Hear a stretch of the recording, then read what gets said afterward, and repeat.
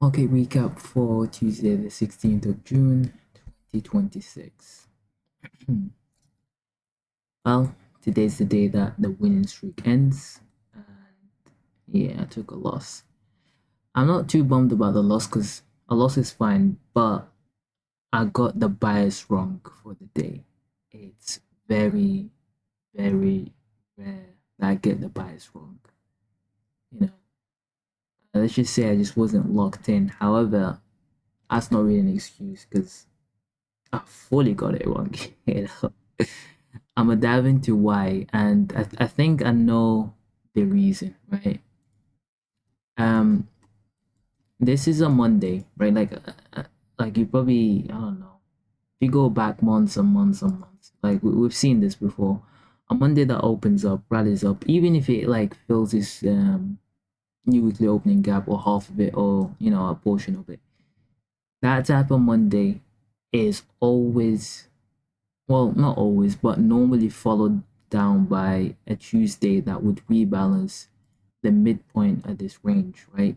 The midpoint of Monday and whatever Tuesday's little wick, because Tuesday is normally going to be, how do I explain it? Um, it would be a sweep basically, right? So that's why I have this green line. It would have to go discount. It always does. And the only thing that put me off is I think I did this by accident, right? Like it just went in my head because the last time it was this Monday, but it was a bank holiday Monday, and we actually had our kind of retracement. It was barely, but it was on Wednesday. It's kind of like the same thing, really. But like think about it this way, right? Discount from this to this here, and we hit it on Wednesday, right? Because Monday and Tuesday is one day in this candle. So it didn't really technically count. And every other Monday it's done it. So I don't know why I disregarded it for this Monday, right? So I came in the day, I guess unprepared, and just went in. I'm like, all right, what's the current market structure, right? So let's put it before market opens, so I can give you the perspective that I was looking at, and it was not wrong, right? It was not wrong, like fully, not yet, right? It was I was in winning trades. I just didn't TP because I didn't think it would not get to the TP, right? So this is our opening range gap that I will just highlight after. However, what we can see is we went down on the daily. Asia has a sweep right here, okay? Asia has a sweep. So I'm like, okay, we look in the 50-50 zone, right? We need a really bullish or we need a really bearish, right? Like I've seen this before where yes, okay, we went below this. I would expect this to hold. However, it's New York. It's time to take some sell side if we want to go higher. So this is our daily volume imbalance right here, right? As you can see, we went to the low of it and basically the low of it, and that's where our Asia low is, and it's a sweep, right? We've taken all this sell side, so I'm like, okay, if we go up, right? If we go up here and come back to discount, then yeah, that confirms to me that I'm bearish and this is a done deal and we're going down, right? However, look at NQ. It opens up by going down, taking both sell side and jumping back into the range, right? Holding this daily volume imbalance. So I'm like, you know what? Okay, if we take in all the sell side, right?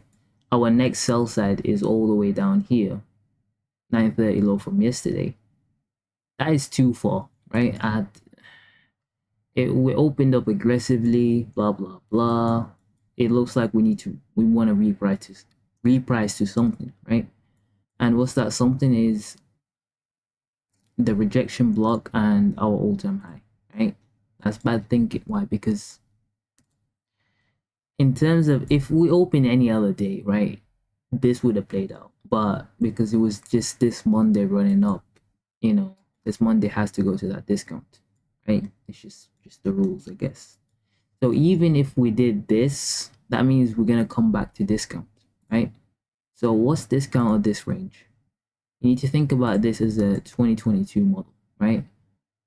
Market structure shift after taking buy side, right? And again, another buy side, full market structure shift and going back into discount. I should have trusted ES more. Why? Because if we look at ES exactly did what I would expect it to do, right?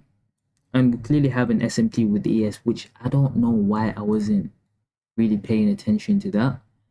And even in the bullish, right, trying to take a bull, everything just felt scammy going up. I was like, this just don't look right. It doesn't feel right. It doesn't look right. That's what I kept saying the whole time. This don't feel right. That's why I kept opening longs and just closing it, opening longs and closing it, you know. Anyway, ES builds the sell side. That's why I should have trusted ES. ES builds the sell side, takes out the buy side, and then that of course sets it up for the dump, right? So let's see what I did here with NQ. So NQ goes up, comes down. I'm expecting the first this. That's why I didn't enter earlier. I'm waiting for this to happen, right? Once this happened, and then while this candle is going up, I enter. So I keep entering one until I get like, going here. That's my entry. And then I'll look at this. I'm waiting for the reaction of this candle. I needed this candle to close above the upper quadrant of our opening range, because if you look at the liquidity, is stacked on the regular trading hours, right? So I'm expecting that to at least be something, right, to be hit. It doesn't hit it right there. I close my trade instantly and it goes straight down to break even. And I enter again right here on this candle once it did want to go below the midpoint of this wick. And now I enter again full position. I'm waiting for this because I'm like, okay, if I'm wrong, it would stop at this gap, right? It would stop here if I'm wrong, right? I didn't have the discount and everything, but I can visually see it. So it said if I'm wrong, right? I let it go. It hit it, right? And I just didn't like this reaction. It just barely got into it. I closed my trade. And then I'm just waiting. I'm like, you know what? Let me wait for another scam. Why? Because I'm just looking at ES and ES just taking the highs. So I'm just waiting for ES to take its 930 low. Right? So I'm like, okay. We could engineer all of this and leave it for FOMC, right? And turn the market bearish again. So I didn't mind that ES doesn't take all the lows for today. If you're just taking the 930 low, that was good enough. So it does this, creates the first presented fair value gap, takes anybody out that wanted to be short. And I'm like, you know what? I'm only gonna enter once I see confirmation that we're gonna, flip this first presented fair value gap, right? While we're about to go up, I enter, right? I'm in the position because I'm not trying to enter too high, right?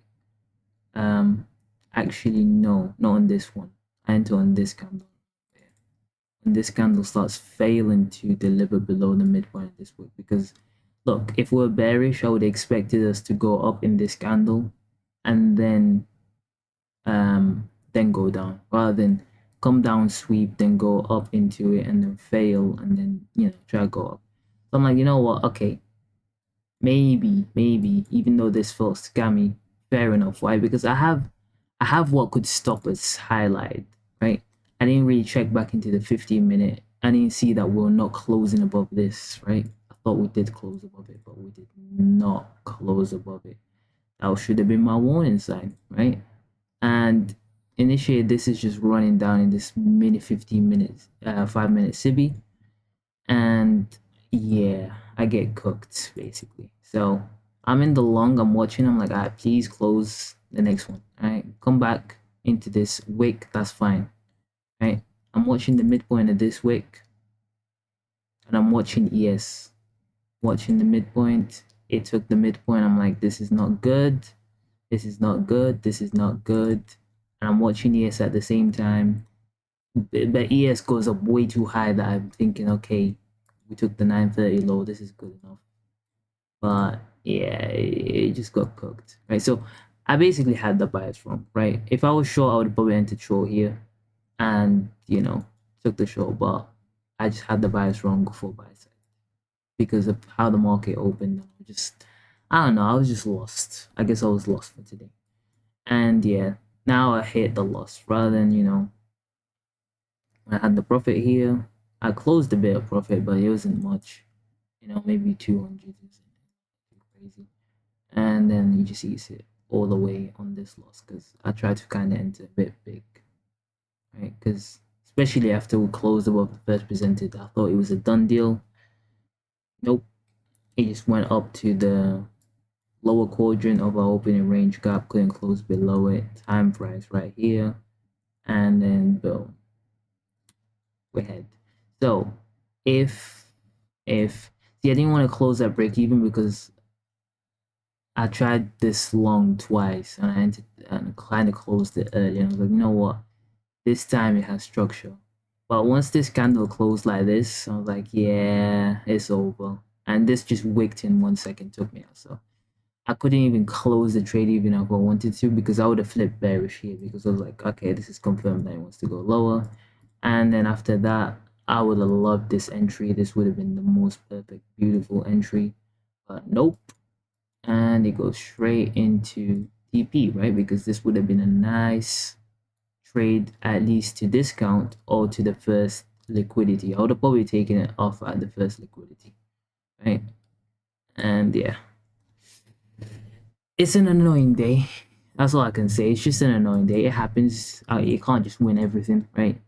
You're gonna take a loss here and then just learn from it. And from this, my learning is like I need to stop forgetting some stuff, right? Because there's a lot of stuff to remember. But on Monday that's gone up like this with a opening range gap that's not visited, that's always going to be the draw on liquidity, regardless, even if it wants to go up, right? Let's say it was gonna go up, right? Because let's say it goes up, right, and then takes the rejection block or the high, there was still gonna be a short for today. So I should always be looking for the short for this day, and that's my fault. It happens. It is what it is.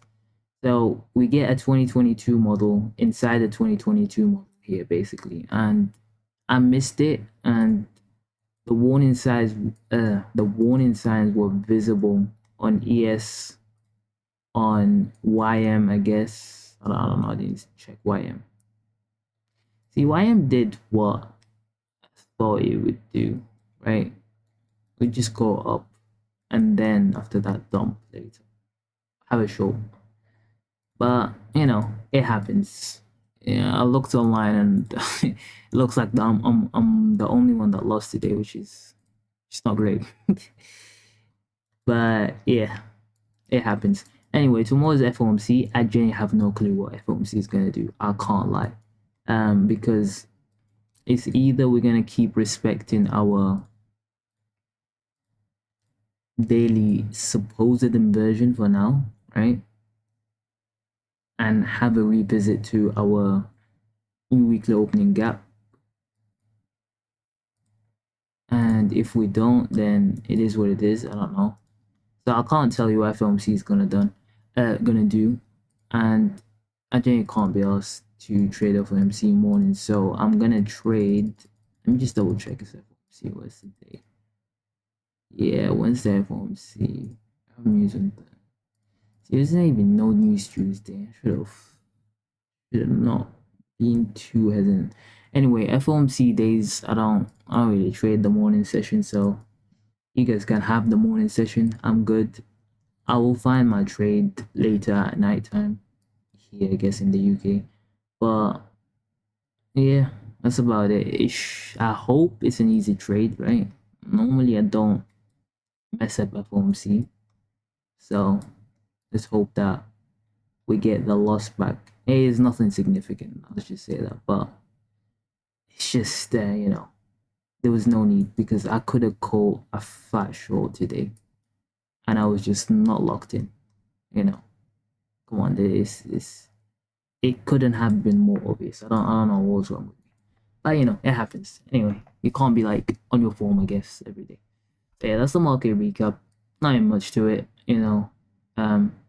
best short is right here once we have this inversion and reclaim our, I guess, first presented fair value gap. And double failure on the bullish buy side. So yeah, I guess both of them could have been right, but the probability was on the bearish side, that's for sure. Anyway, that's the market recap. Peace out.